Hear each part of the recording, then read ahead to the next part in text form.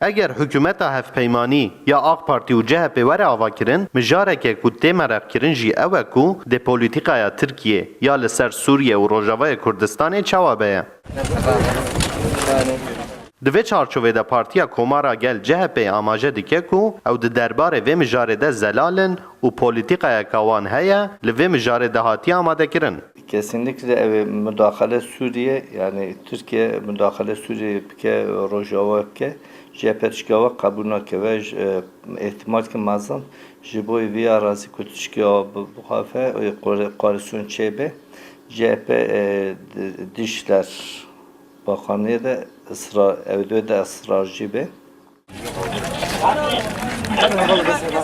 شیروکار جی آماجه دیکن کو ده پولیتیقا ترکیه یا سوریه ده حکومت AK Parti و CHP ده حکومت AK Parti و MHP چتر به و ده باندوره که ارینی لسر پولیتیقا ترکیه یا روجلاتا ناوین جی بکه.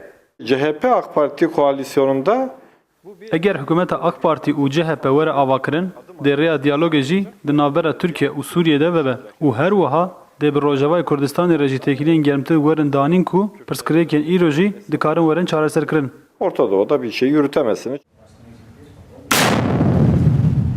Ji dema şerê navxweyî yê Sûriye dest pê kiriye ve têkiliyên Tirkiye û Sûriye her ku diçin xirab dibin. Lê li gel vê yekê têkiliyên rejîma Sûriye û CHP di asteke baş dene.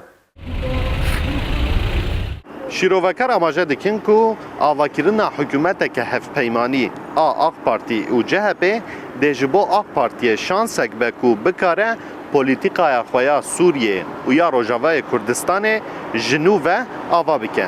Mahir Yüksel, Rodaw, Amed.